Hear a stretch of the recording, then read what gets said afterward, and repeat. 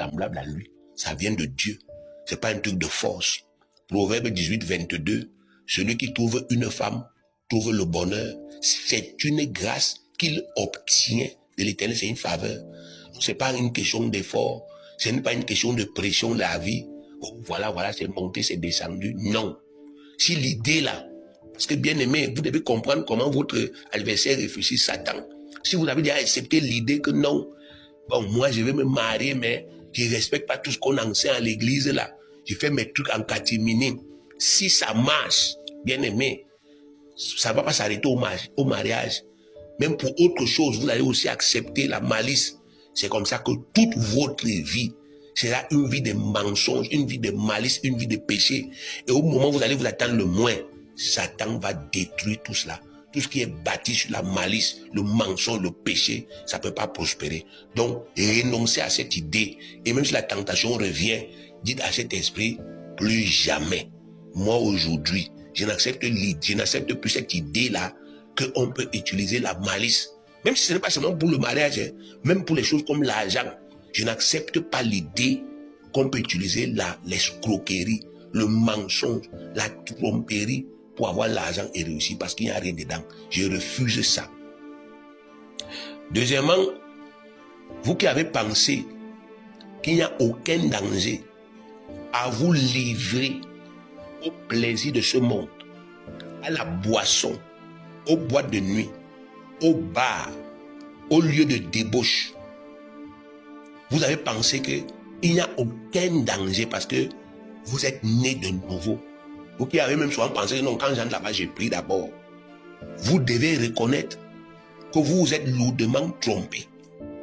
Toutes les mésaventures que vous avez vécues sont là, non pas pour vous condamner, mais pour vous enseigner.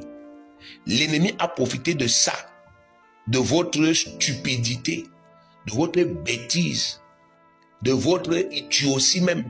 Parce qu'il faut que je dise les mots qui vont nous amener nous-mêmes à nous sentir coupables dans nos cœurs et à comprendre qu'on doit rentrer en arrière.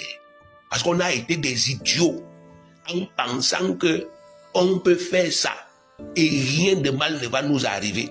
Donc toutes les mésaventures que nous avons vécues sont là, non pas pour nous condamner, mais pour nous enseigner. L'ennemi a profité de ça pour nous entraîner dans des choses que nous-mêmes, nous ne pouvions pas imaginer qu'on pouvait faire un jour. Et si on te disait un jour que toi qui es couché par terre là, ça pouvait t'arriver, tu allais dire jamais. Mais l'ennemi a profité de ta négligence, de ta stupidité, ta folie. Parce que tu t'es dit que j'ai le Saint-Esprit, donc je peux. Et tu es parti le trouver dans son territoire. Et il a profité. Au début, il a fait comme si non, il n'y avait rien.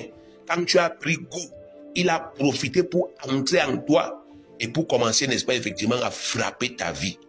Donc aujourd'hui, tu dois rejeter cette fausse idée que l'adversaire a mis dans ta tête et qui a conduit à des dérives qui auraient pu même détruire ta vie, qui auraient pu détruire ton foyer, qui auraient pu détruire ton ministère, qui auraient pu tout gâter dans ta vie. Tu dois reconnaître que je suis susceptible de tomber dans la tentation. Si je m'amuse, je peux tomber. La Bible dit que celui qui est debout prenne garde de tomber. Peu importe le nombre d'heures que tu passes à parler en langue, tu es susceptible de tomber. Si tu te retrouves dans les endroits, des milieux contrôlés par des démons, des milieux où on boit le vin, où on écoute les musiques du monde, des milieux où les femmes s'habillent légèrement, elles montrent leurs seins, elles montrent leurs fesses dehors, elles montrent tout ça. Toi, l'homme, si tu te retrouves là-bas, tu peux tomber. Même toi, la femme, si tu te retrouves là-bas, tu peux tomber. Les milieux où les esprits diluent la foi et la méfiance des gens avec la musique du monde, avec les plaisirs du monde, avec le vin, avec tout ça. Tu dois reconnaître que si je me retrouve dans ces milieux, je vais tomber. Parce que c'est la vérité.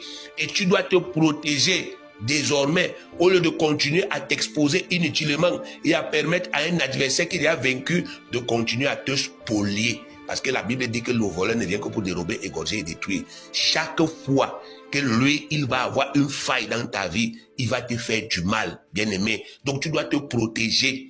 Si tu adoptes ce mode de vie-là,